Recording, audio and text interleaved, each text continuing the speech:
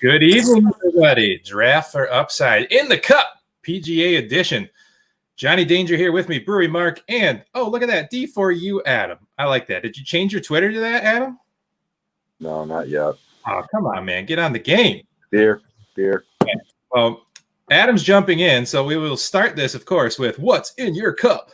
Hop Slam by Mr. Adam, I see. I'm keeping it in the bottle. I like it. I could put it in a cup, I guess. Might breathe. You could. Mark, anything in the cup I for you, sir? I have a New Belgium Higher Plane IPA, Hazy Imperial IPA. I like it. What'd you think of my new intro, huh? I liked it. Yeah, good stuff. In our new network. I like it. Officially launched as of today, ilogicmedia.com. Adam, are you excited to be part of this? I definitely am. Heck yeah. Anything we can do to get our listenership into double digits, I'm all for, man. That's right. I dig it. Yeah. I have a little gift from a friend. Stopped by my house and had a garage beer with me. It's a pretty beer. This is called a Cubert from Ascension Brewing Company. Fruited sour ale with strawberries, bananas, white chocolate, vanilla beans, and lactose. That sounds creamy. Yeah, it sounds sweet. That sounds creamy. Wait. Oh, yeah. I love that sound. Look, I even got a fancy glass and everything. Did Adam come over? No, Ben Gould. Oh. Good friend, used to brew at Witch's Hat, now brews at Ascension. Oh, man, this is thick. I don't know if you can see that, but whew. Oh, yeah. That's a thick boy. Gosh. That's a thick boy right there. Good Lord. Apparently, this glass is very dirty, too. I'm sorry I showed that on the air. And then just swigged right from it anyway. No. Hey, I'm not proud, Ann. I'm not a proud man. It's a true story. Well, anyways, I'm super excited, man. iLogic is already kind of taken off. We've got a few hundred people like it already, and we've got some good shows on there. We got some stock tips. We got our sports shows. I don't know if you watched any of that Brackets Baby, but that was kind of a fun card game that incorporates some March Madness into it. And then, of course, next Wednesday, yours truly and a couple of special guests are going to start a show called Whiskey and History. And we're going to talk about the War of 1812 and how the British took over Mackinac Island while drinking some whiskey. I'm excited for that one. Oh, it's going to be fun, man. I can't wait. So 8:30 Wednesday night. Adam, your whole head's covered by our logo, man. You're going to have to get low or point the camera up or something. I don't know, man. I got to see that beautiful face. I can't handle it. You can switch me and Adam. I tend to slouch. Oh, I could do that. Watch this. Whoa. There you go. Yeah. That works. I like that. You like our new logo up in the left-hand corner there, Adam? I do, yeah. Pretty sexy. I'll have to reposition my camera. Pretty sexy. No, you're good, man. You look good. I like it. I'm going to do a quick share on social media here while you guys tell us about what's going on in the PGA this week. First, Adam, how did you do in DFS last week? I know we placed about 20 bets between the two of us and somehow forgot friend of the pod, Kevin Na. I'm still very saddened by this, but the DFS week was terrible, and I hit none of the bets. Did you get any of your top 10 or top 20 wagers? I did. I won $12.50 back of my $34 I wagered. You can't be too upset about that. Well, it's just, I got more ammo for this week, right? I was thinking back to the show last week, and I went back and listened to it. We recommended a lot of really good plays. I just didn't piece them all together, and I didn't play Kevin Na, so that hurt a lot. I did play Kevin Na in my all-Asian lineup. You did. We talked about that one on Wednesday night after I'd had it. I did. Yeah, you talked to me into Doug Gim. I have lost respect for you. Didn't you say he was 13% owned? Oh, yeah, it was crazy. Doesn't even make sense, but at least I wasn't the only one. I have late night thoughts on Wednesday evening about Doug Gim. Yeah, man, wasn't pretty. But let's move on. Shall we? We're nothing but resilient around here. Let's move on. Let's talk about the American Express, shall we? We're a forward-thinking show. I'm ready to move on too. Although it hurt me a little bit to watch Brendan Steele crap away again this week. Yeah. Lost in the playoff last year. I was hoping he'd rebound and the playoff. But here we are, and like you said, we're moving on to the Amex, right? That's right. Alrighty. Mark, So where are we going? We're going to California, and we got a 5 a.m. Eastern kickoff tee-off time. I'm on the wrong show already. Yeah, and luckily this is usually a pro-am, but they canceled the amateur part of it. So all pros, and it's a gigantic field from what I remember. I think there's 140 or 150 golfers in this time around. Yeah, I'm sure the players are not too saddened by the lack of amateurs playing with them this week. They do that shit to appease their sponsors. But you doing the course breakdown? You want me to blow through it real quick or what? Yeah, go for it. All right. Well, it's a bit of a unique week. Not my favorite kind of format, but we do have 3 courses being played this week.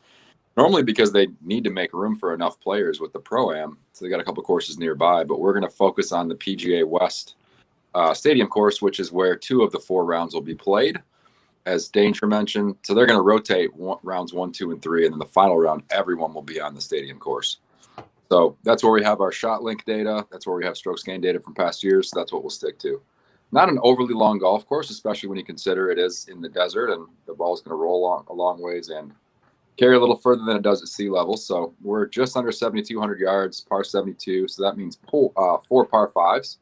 But par 5 scoring is definitely one we're going to look at, Mark. Not an overly difficult course, relatively flat. You'll see a lot of, what do they call it, the native area this week. When you're watching shot trace or shot link on PGA Tour, you'll wonder where your guy just went because it looks like it's middle of nowhere, but that's called the native area. Sometimes it'll say too. Scores are very, very low here. The last few years, it's been 2,600 the last 2, and then 22 the year before that. So you want birdie makers for sure. Obviously, you want guys that can stick it tight with their approaches and take advantage of opportunities, but nothing crazy to speak of with a resort-style desert course. Similar, a good comp would be like TPC Summerlin, where the Shriners is in the fall. So I some scoring from that event who played well that's playing here this week. So anything to add? I'm seeing my model really liking the guys long off the tee this week. So what did you weight in your model? Recent form I think is really important. It's a new season. The guys that have played the last couple of weeks, I'm really high on the guys that finished like top 25, top 30 in the last couple of weeks. Mm-hmm. Really high in that. Off the tee just seemed to kind of pop for me this week. You know me, I'm not usually about the bombers. I like the ARG. I like the guys around the green. Approach is usually pretty big for me, but I like short game here, and I like off the tee and putting too, because I think the putting is absolutely crushable this week. Totally agree. These greens are smooth. If you read them well and hit your line, you should be making a lot of putts. So, Mark, what stat categories are you looking at this week? What are you weighting heavily? I'm going. My number 1 is approach. This is a course where a bomber can get out there, but it's all about that approach shot still. This is getting on the green in regulation or under it and making birdies. It's a birdie fest, so I like approach first. Then I'm looking at birdie percentages, and then off the tee. I'm not doing ARG this week. Sorry, Danger. No ARG this week. No, man, ARG's the best. I know. Usually I play it a lot, but on these birdie fest courses, I just don't think it comes into play that often. Yeah, the course is a little too easy to be missing the green. Yeah, exactly. If you want to contend, for sure. Yeah, and then par 5 scoring to round it all out. Yeah. I think you have to wait par 5 scoring. And we've talked about it before. Strokes gained approach should probably be the top of your model, like 3 out of every 4 weeks. There's just so much correlation between birdies made and being strong with your approach shots, and then between like DraftKings scoring and birdies made. So you have to weight that heavily. But no, I'm excited about the week. It's not my favorite with 3 different courses, but it's a little bit of a crapshoot. You'll see some guys, who my old friend Bud is definitely in play this week. He usually plays well here. Bud Cauley? Yeah, I'm sure he's going to be highly owned, but I don't really care. I like it, man. Yeah, three different courses is really kind of tough to project out for because you got to put a lineup together for the whole weekend. But do you like to play individual showdown days, weeks like this? Do you think you can get an edge on that because the course changes? I do. Yeah, if you're paying attention, especially after round one, if you have a guy shifting from the PGA West course to one of the other two courses, you've got some strokes gain data on that guy and his stats for round one or round two before they go to that next course. So specifically in those rounds, when they're going to, what is it, La Quinta, that's really, really easy relative to the other two. You know, La Quinta is Spanish for next to Denny's. Oh, La Quinta Inns. I don't ashamed of myself. Hotel humor. Okay. That's good. Mark got it.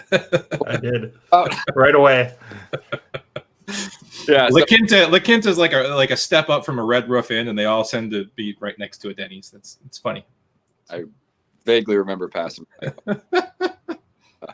Yeah, so the important thing for me is having that strokes gain data, or seeing who's trending well. Guys that have struck it really well and maybe didn't quite putt as well, but are ready to break through. I like looking at round 1 and 2 data from the course we do have that information on, and then looking at who's heading to whatever you said, into next to the Holiday Inn or whatever.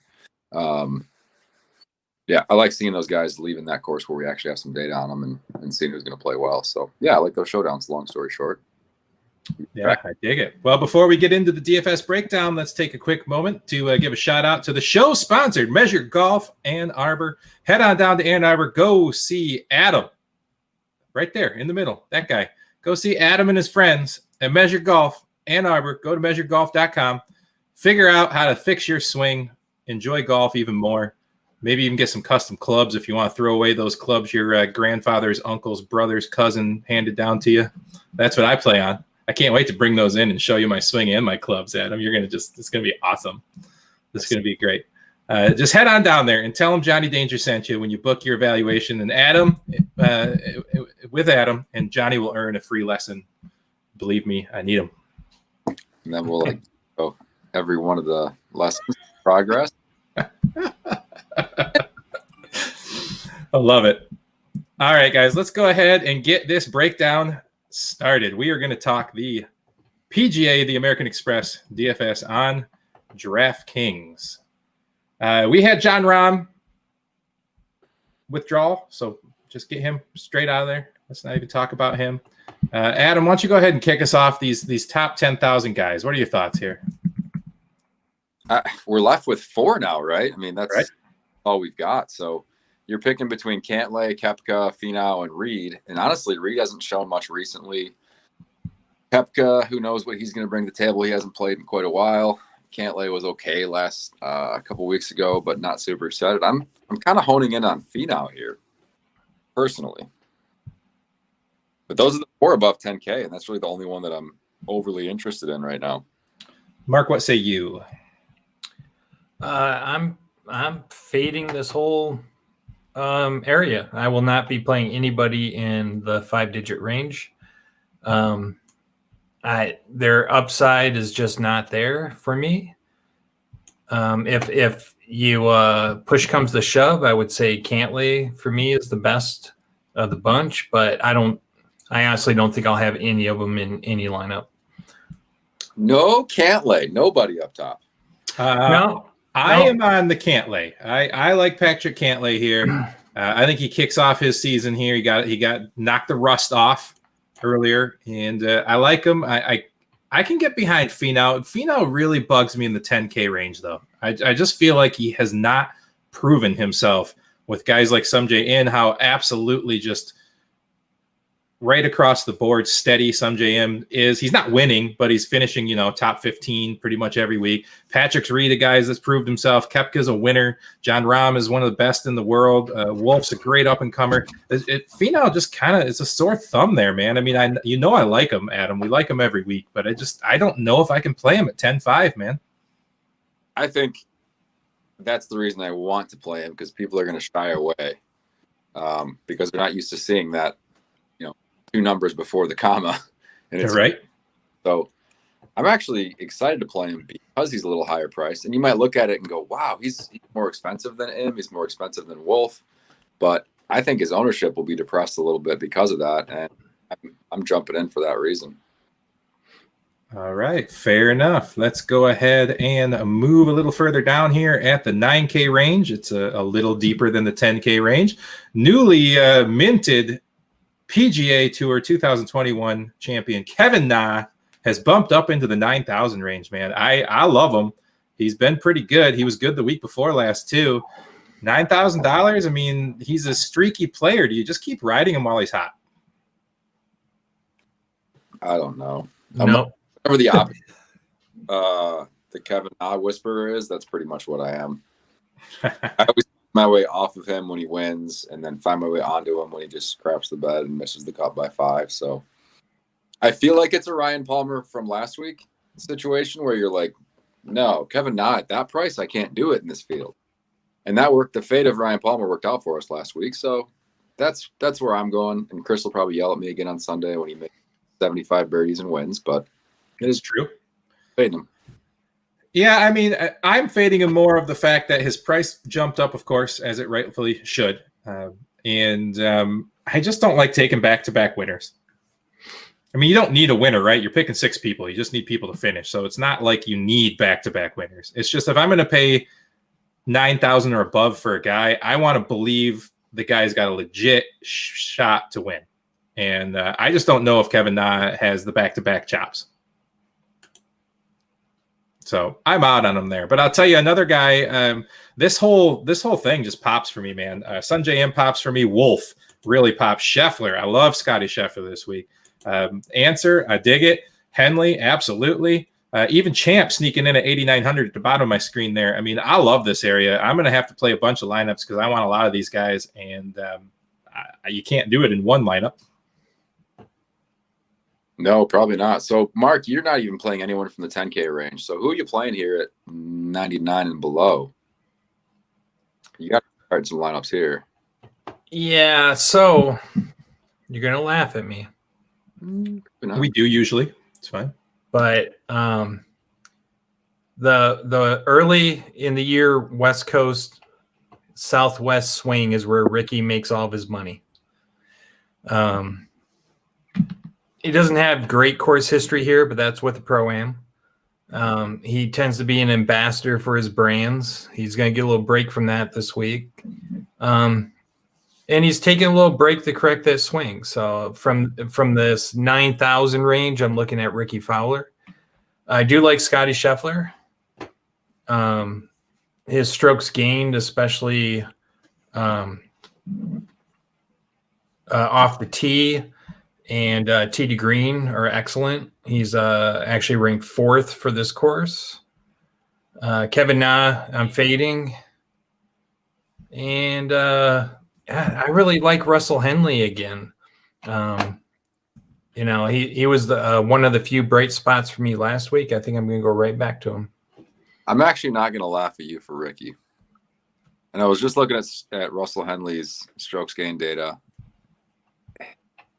It makes me want to play him, but I just can't. I can't do it at a birdie.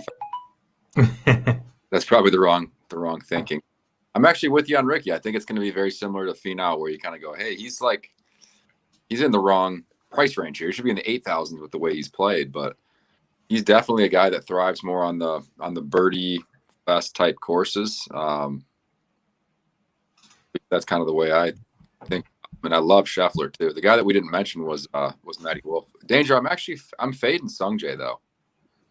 He hasn't been as steady as you may think. He didn't have a great finish last week, and he just really hasn't been putting very well. So that kind of worries me on a course where you got to make a ton of birdies.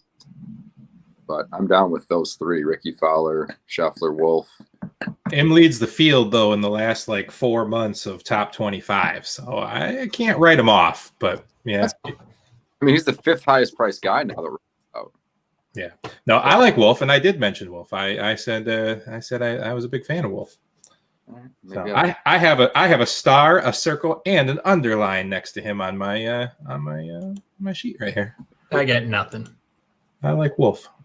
I'm gonna give him another star just right now while I'm thinking about it. What do you think of that?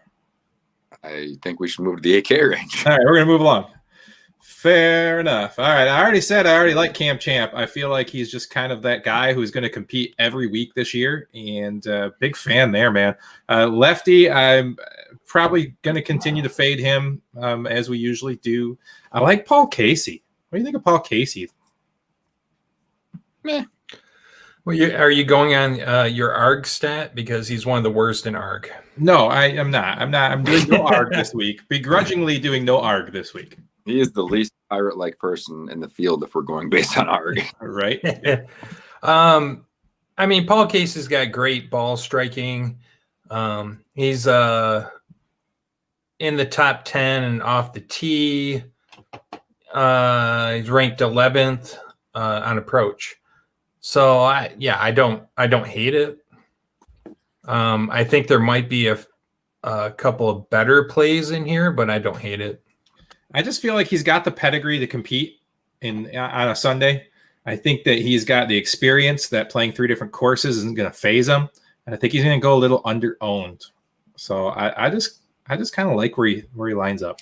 Yeah, that's one thing is ownership.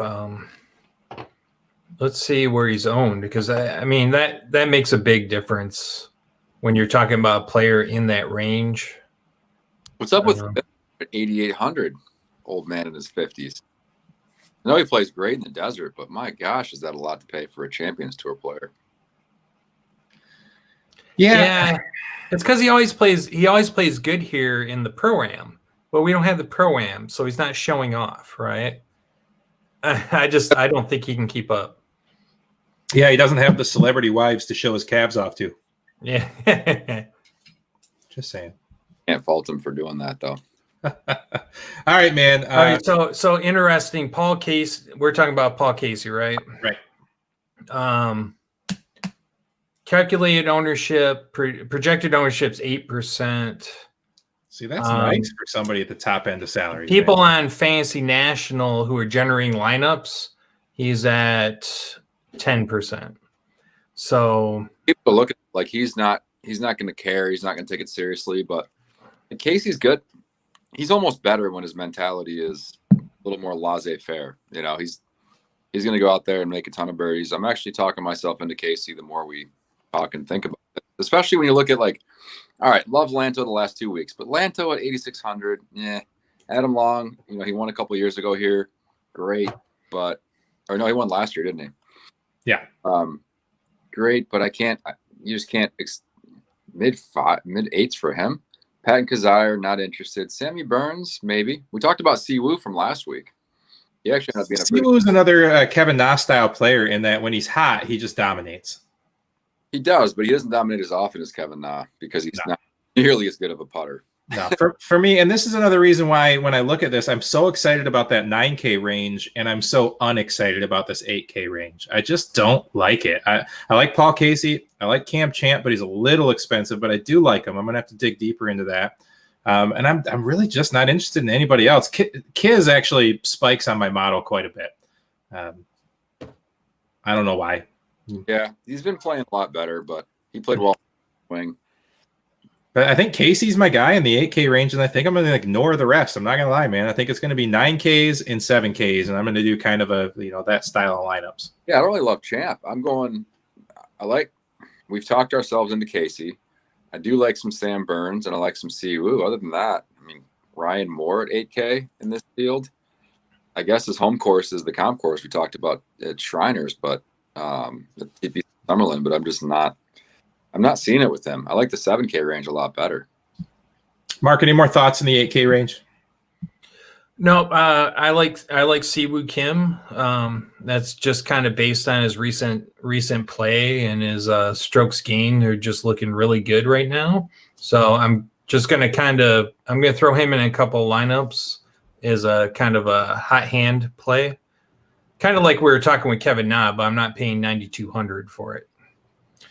For sure. All right, let's move along to this top half of the 7Ks. We're going to start seeing some people that are really just coming through on the numbers that I've been pulling here. We're going to start off with EVR, and he's dead to me. I'm no longer letting you talk about him, Adam. He's gone until he finishes in the top 3. I just don't want to talk about him. So we're going to move along from that. Yeah, I'm done with him. But I tell you who keeps popping up. Horrible weekend. He had a horrible weekend last week. Yeah, I hate him. I'm done with him. I'm over you talking me into him in the lineups, and he's dead to me. I tell you, though, what's popping in my model here, Cam Davis, Chris Kirk. I don't even know who Chris Kirk is. Tell me who Chris Kirk is. What?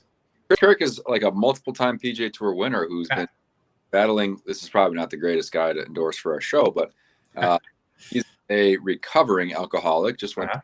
He's back on track with his life. Very happy for him. And he just played fantastic last week. And I'm very upset because I was interested in him, especially because he had very high incentive. If he did not finish top 3 last week, he would not maintain his fully exempt status on the PGA Tour. And he got up and down on the last hole to finish T2. And it was a clutch performance. So I'm happy for Chris Kirk. I'm not interested in him, but I'm happy for him that he, played well last week and retained the scorecard. Yeah, Davis pops up in my model again. You love that guy. I know, man. He just pops in my model. I don't know why. He just does. He always does. Something I do. I think I have a Cam Davis like buffer somewhere. I've put in there somewhere like to add 40% ownership or something. I don't know. Yeah, it's like PR is to me. And then Gary Woodland, somebody that we really didn't tout at all for the entire last season, except for in a few key spots, but mainly because if you just look over there, his 1 for 5 cuts made, that's brutal, but it's the first time he's popped in the model of mine in a long time. Not pop. I shouldn't say pop. He didn't pop. He was like 25th. Yeah, he was brutal last year on the post-COVID tour. He was just awful. I don't know. He was just off. I don't know if the format, the travel, the testing, something threw him off. I have a wait and see approach with him. I want to have that approach. However, it's Gary freaking Woodland in this field, and he's $7,700. We talked about Power 5 scoring. I mean, the guy absolutely mashes the ball. There's no reason why he shouldn't be able to score on par 5s. What's his ownership looking like, Mark? Super high. In that 7K range too. I'm curious to see what Straka's ownership's looking like because he's coming off a good finish, great finish here last year. So I'm sure he's going to be like that's the ultimate. And his strokes gain numbers are always great, so he's probably going to be super high owned. Gary Woodland's down at 4%. See, that's sick. People just think he's broken or something. Wow. I mean, he is broken, but that's fine if you get back on him before he is actually, I'm officially adding him to my player pool at 4%. There you go. All right, I'll put him off to the side. Let's talk one thing here. There's a guy I like to read his stuff, and he was super, super accurate in his betting last year. And he has come out and said he's putting his biggest bet of the week on Doc Redman to get the win. Fuck. He's putting his biggest bet, like his biggest outright amount wagered? That's right. Okay. I could see Doc contending here. What did he say were the reasons that led him to that? Oh, I'd have to go back and find the article. So let's keep talking about this range while I do that. Oh, I like Doc. I love a certain player here in the 7K range. You guys might be able to guess who it is. We've talked about him a lot over the years. But it's the Postman. I think the Postman is trending. JT Poston. Really? Yeah. I do. All right. So the reasoning was less statistically driven than I thought when I was reading it before. But basically, he's going to get his first win at some point. It's going to be this year, soon. And this is his premiere for this year for the tour. He kind of fell off after the hot post-COVID start, right? And he's 140 to 1. I understand the thinking because 140 to 1. I like targeting guys who you expect to win. Guy in the fall swing, Carlos Ortiz. You kind of had a feeling he was trending towards that victory. And I mean, some last year too, he wasn't. The odds weren't as friendly. But guys like that, where you just kind of put your wager on them every week because you know they're going to win eventually. I kind of like that, and that's where I'm at with Sepp Straka right now. I'm probably going to place an outright on Sepp again this week. Yeah, he's tearing it up this year, man, and we've been on him each week. Stapp's ball striking numbers are phenomenal. He had kind of I've had 50% for the last 2 weeks, and I have a first round leader bet on him the last 2 weeks too. So did he play? I'm in. He played the Tournament Champions? Maybe not the Tournament Champions. Did he play? I thought he did. Didn't he? Maybe not.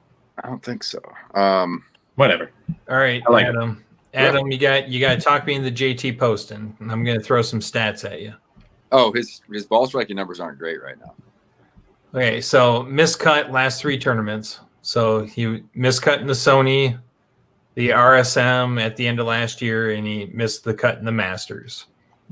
We go back to his last 5 tournaments, and here this is going to be positive to your argument.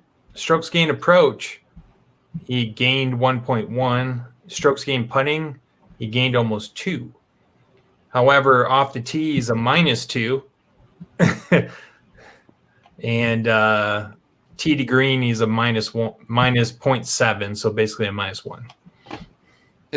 He's historically a very good putter, and his strokes gained approach has been trending well in the last couple of events relative to where it was. Like, I don't absolutely not going to place a wager on him, but for that price, I'd be surprised if he didn't finish like top 30 in draft.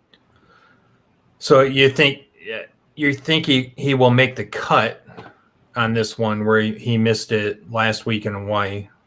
I do. Okay. Yeah, that's it. I mean, like I said, I don't love it, but he's low Ks in a field with. Yeah, I mean, 7,300 and can make the cut. That's a great price, right, for someone who can make the cut. The goal here is to get 6-6. 7,300 is a decent price. So here's the thing, man. If you want somebody to make that cut, I mean, I think you got to look at McNeely. He's not a huge name to the casual observer, and he's just been making cuts, making the weekend every single week. Does he have win equity? Probably not, but he could hang and he could get a top 15, 7,300. I mean, the way he's been playing for the last several tournaments, I can't not throw him in a lineup when I want to get 6 through 6. Did he play last week? I don't think he did. No, I don't think he did either. Nope, I don't think so. A couple of names that are at least worth bringing up. Your boy Malnati came through last week, Danger. Dude, I told you. You were right. The pizza guy, and I love Lou Malnati's. I probably gave myself a better chance at a heart attack. Way too much of their deep dish when I was in Chicago. But just accidentally added him to my. He's been playing well. I'm actually going back to the well on Matthew Neesmith. I know it's hard to do after they just disappointed you so hard, because I had him like almost 100% on last week, and he ruined my 6 out of 6. But it is what it is. I'm a forgiving person, probably to a fault, but he's back in my player pool. And then this one's so painful, but Keegan Bradley. Gonna go with Keegan. Please tell me not to. Number 2 in strokes gained approach. Mm-hmm. Number 3 in ball striking. That's 154 in putting. And then he goes and breaks my heart again. It's like the ex I can't quit, but it's like it's not the one that I jump back in with. It's the one that I keep on the fringes. I'm like, oh, one day maybe we'll get along. And then just rips my heart out again. But we'll see. He's got pretty eyes. We'll see. Well, you know we're going to play too much Ches, because it's what we do. Chesticle's hard to resist. Yeah. A guy who, you know, he's I just love watching him play. He's fun to watch. He competes, and he's just forever at that like 74 to 6,500 range. Just like always just hanging down there, feeling like a value. What about Streelman, man? Is he still working out with them free weights every day? I don't hate Streels. He's definitely still confirmed posting workout videos, but Noise. He's like, ball striking numbers are all right. He's not terrible. What about Jimmy Hahn? I like Jimmy Hahn this week. James Hahn's the guy who runs very hot and cold, and he's been pretty hot lately. I'm definitely liking James Hahn, and then there's a couple guys down here where you go, these guys are 7K in this field, like Max Homa and Francesco Molinari. It just doesn't feel right that they're so cheap. But then you look at their numbers and their finishes the last 6 months or so, and it's not pretty. I think if I'm taking one of those guys, I got to jump on the Homa train here. But I still love, for the price, if you're looking for a guy to save some money, who's almost definitely going to make the cut, it's Rory Sabatini. Great ball on the approaches, but just hard not to like him at that price. And then champ from a few years ago, Hudson Swafford, I think he won in 2018. He's down there 7K as well, and has shown some signs of life here over the recent 3-4 months or so. Any answers there, Marky? Well, so we've been talking a lot about the hot hand and the hot players right now. So how do you feel about Nick Taylor? We have he finished 29th at the Tournament of Champions, and he gained on 2 strokes on putting and 1.5 on ARG. He finished 11th at the Sony and gained strokes all around. Do you play the hot hand at only 7K? I don't this week. I just see first round last week, his putting numbers were off the charts good. And not that that's completely out of character for him, but I just don't see him creating enough opportunities at this course where it's just an absolute birdie to warrant playing him. So I'm kind of off Nick Taylor. I just think he had a couple of really, really hot rounds, and so what the rest. What about a guy we talked about, Woodland? What about a guy who was absolutely broken and we played him every week anyways? Benny On last season. I don't know. Wait and see. I kind of have to at this point. We haven't seen him yet this year, and his putting is like, dude, I think Danger could walk out there and putt as well as this. I remember last year, though, Adam, like literally we just kept filling our lineup with Benny On because every week he just kept getting cheaper and cheaper and cheaper, and it just literally never paid off for us. It didn't, but I still have a soft spot in my heart for him. If he starts showing some good trends, I'll jump back in. I still love you, Benny. All right, guys, we're kind of running along here, so let's get into the value plays, the deep dives. Nothing really popped up when I ran the first model, but I've only run one. Screw that Doug Gim guy. He really screwed me over. How about Kramer Hickok? Ah, your guy. Wasn't that the week of the Johnsons or whatever? Yes, it was. Genitalia week. Yeah, that was a good one. I don't know if the finishes were that good, but it was a funny show. No, it was really funny, but no, that lineup was trash. My Asian lineup actually scored this week. Yeah, last week we would have thrown like Erie, or there was another low price guy that did pretty well. That would have rounded your lineup out instead of, sorry, Doug Gim. You would have been in good shape. Yeah, your fault. But actually, looking through my model, the highest placing guy below 7,500 is Kramer Hickok. The highest placing guy? Like he's the highest on the model. In your model. Below 7,500. Yeah, I don't mind Kramer. I'm okay with it. It's weird. I got to say, it's weird seeing Sneds down here at 6,900 in this field. But I mentioned the comp course earlier, the guy that I'm in at the very top of the 6K range, who actually won at the TPC Summerlin last year is Martin Laird, my fellow Scotsman. He's at 69. I'm pretty interested in that. I don't mind a little Vaughn Taylor down here. Kyle Stanley's starting to show some good trends, so I'm liking a couple of those guys. Mark, who you on up here at the top of the 6K range? Oh, I'm really not on anybody in the top of this 6K range. Yeah, Hickok's the only guy that popped up for me. Not even Ricky, man. I want to play Rowinski. I want to, but Jim Herman is okay. He played very well last week. Yeah, I can't pull I really wanted to pull the trigger on Pat Perez. I like Patty. Yeah, his ball striking's been okay. I mean, I think, is this the first time we're going to see him this year? No, he played last week. He played pretty well, actually. Let's see. Yeah, he had a decent finish last week.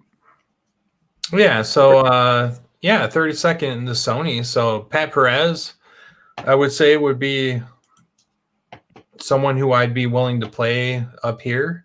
I like Vaughn too. And if you're looking for guys that do gain some strokes, all striking to the field. I mean, Scott Stallings is sitting there at 600. He's 18th over the last 50 strokes gained approach. So that's not hateful. And then you also got my guy Luke List. Right. Stallings is another workout monster, is he not? Oh my gosh, man! His calf. Like, he used to be a chubby dude, real kind of a sloppy looking guy, like similar to Harry Higgs now, if you follow those guys on tour. And he's changed his physique completely. I watched him at the Rocket Mortgage a couple years ago, and he is a specimen. Before I get too so fellow Michigan. How about Luke List though? I know. I just started mentioning Luke List. It's hard not to like him at 6,600. Yeah, I'm doing it. Let's just hop back. When was the last time Luke List was in a lineup that or in a field that you didn't play him? He's some. I've completely faded him once in the last couple of years. Like, it happened here and there. Have you seen the guy in person? Like, he's a monster. But no, outside of List though, when you start going up a little way, yeah, List. I'm probably List. When you go up a little bit, I do like Brian Stewart. Fellow Michigan boy, he's been steady. I think you can pretty much count on Stewart making the cut at 6,600. If you're looking for a guy to fill out your lineup, he's not probably going to finish top 20 in DraftKings scoring, but he's probably going to finish like 30th through 50th or something. What about sticking with Lahiri in his hot start? I like Lahiri. Yeah, that guy, when he's on, he can make a ton of birdies. I mean, look at the score he put up last week, 86. I know. Solid. I don't know why he's still so cheap. He's the guy that when I started scrolling down, I went, wait a minute, why is he that cheap? It just didn't really. My guess is they're just playing ownership. They figure nobody's going to play him. Yeah. A couple of interesting guys too, like Akshay Bhatia, same swing coach as Matthew Wolf, really talented teenager. I think he's still only 19 years old, turned pro at 17. He's a guy who making the cut and making a lot of birdies, making noise. Definitely very talented. And where did I see? Just below that, there was Sung Yul No is starting to look good with his strokes gained approach numbers. He's got a lot of reason to really try and play well here. So I could get on board with anybody down in the depths here that you're liking, Mark. Actually, well, I have two, but I'm going to save one for the tipsy pick. But my favorite down here is actually Chase Seifert. I don't mind Chase. He does really good putting, and his ball striking solid. And he's middle of the road on pretty much every other category. I just see this at 6,400. He can make the cut and get my lineup through. And that's all you need down here. Right. You're not looking for much more than that. Like, I don't hate Robbie Shelton. He's not a bad play, younger up and coming player. If we're gonna reach really way down low, maybe I should save it for my 50 pick. But you got a couple guys you could talk yourself to here if you really needed to. I think there's actually some funny players down here because it's like how the mighty have fallen. Because like 2 seasons ago, we were playing JJ Spawn like crazy 2 seasons ago. I know.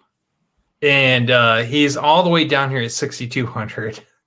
And I can't talk myself into him. His ball striking numbers used to be great, but he changed something. Like, his approach isn't even top 100 anymore. No. I was laughing about Luke List, by the way, too. He's actually one spot worse than Byung-Hun An. Why do I love terrible putters? I just said keep Brad. Because you figure if they've got everything else together, if they have a good putting week, they dominate, and you'll be the only one on them. That's I think last week you were trying to talk us into Hideki, right? Probably. I don't know. All right, guys. Well, I want to get wrapped up and out of here, and we pretty much covered the whole damn field. Please, everybody, this is just a preview. It's only Tuesday night. Let's get some more information in. Let's keep looking through these, and keep an eye on the Draft for Upside Facebook page. We'll put out our favorite plays. and keep you updated if we have any revelations. But let's go through these and kind of figure out where we were just one last time as a recap here. Up at the top, I liked Cantlay. We had a little love for Tony Finau. Mark wasn't really in love with any of these top guys here. I think we all agreed we liked Scheffler. Mark really liked Fowler. And where were you here, Adam? Where are we at? 8K range? 9K range. 9K. No, love Scotty. Yeah, we all agreed on Scotty. So Scotty's kind of the show agreement this week. I like those top, like outside of Sungjae, Wolf, Scheffler, Fowler. Mark and both on Fowler. So yeah, and I like Wolf too. So that was cool. So as we move down here, I liked Paul Casey. Kind of talked Adam into it. Mark, you were a Siwoo Kim guy right in this range. Yep. As we continue to move down, Adam and I are on the Gary Woodland watch. I don't know if we can really pull the trigger, but we're on the watch. No, I jumped on based on his ownership. I like it. Yep. Doc Redman was my favorite play here. Mark, Chris, Billy, Joe, Bob. Adam was on the Sepp Straka train here. Let's see. Where were we all talking about? We always like a little Chez. And then we just got done talking about our value plays. So that's kind of a recap of where we were. And just make sure that you are subscribing to our YouTube channel, subscribing to the iLogic Media page. Make sure you're checking us out on Draft for Upside. And make sure you're going to check my boy Adam out at Measure Golf Ann Arbor. So really quick, before we go in the tipsy picks, let me run down the ownership really quick. Sure. Current projections are Sam Burns at 17, Scotty Scheffler at 17, Sungjae Im at 16.5, Abraham Answer, we didn't talk about him at all, at 16, Russell Henley, who I was on, at 16, Sepp Straka at 16, Doc Redman at 15, and Siwoo Kim at 13.5. Dig it. All right, I'll get us started. The tipsy pick, my friends, are usually plays. Don't play all three of our tipsy picks in one lineup. In fact, don't play any of our tipsy picks. But if you're gonna, just pick one. For me, man, maybe it's just nostalgia. Maybe it's just because I'm a huge Will Ferrell fan. But Hank the Tank Lebioda, that's my man this week. Danger. Is there anything unique about the way he sets up a golf ball? I don't know, man. I just say what? He's a left-hander. That's all I was going to say. Oh, yeah. Okay. I thought you were going to say something weird. Yeah, no, I don't trust lefties. You know this. Well, you just said it. I know. Hank the Tank, man. He's my tipsy pick this week. Too late now. What you got, Adam? Oh, man. I just saw that Steve Stricker's in this field, too. Yeah. We could play an old man team. We got him and a few other guys here. Yeah. Who did I just see way down here? Steve Jones won the 96 U.S. Open that I was at Oakland Hills. There you go. Same Steve Jones. I'm going to go with Josh Teeter, though. Down here, I believe it's 64. Kentucky boy. He's cheap as shit. His name's Josh Teeter. Go with him. Mark, who you got? 62. I'm going with Seung Yu No. No. 6,400. I talked him up, man. I said his name. What? Sung, you'll know. That's right. I didn't hear you. Sorry, he did. man. He did. I'm stealing it. I didn't hear it. I thought he was a good play at 6,400. Deal, man. Well, I appreciate you guys coming on. Adam, it's a pleasure having you back week after week now. I like that. Enjoyable. And, I don't know that we're going to do tomorrow night's football show. We might just do the first sip Sunday morning before the games. I don't know. We'll have to talk. There's only 2 games. 2 games, yeah. So I think, I don't know, either Mark and Chris and I or something will go on briefly at some point this week, or we'll come on Sunday before the games. But football is pretty much over and done with. We'll post some favorite picks on the Draft for Upside Facebook page, so keep an eye out for that. Mark, are you doing the Best Pucking podcast Thursday night? Yes, we are. 7:00 Thursday. Me and Lou. It's going to be fun. It's our inaugural show. I like it, man. I will be watching. Hopefully, I'll have some money to play when my double ups cash tonight. Hopefully, fingers crossed. They will.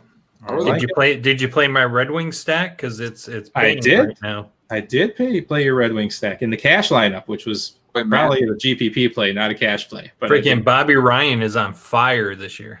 I love it, man.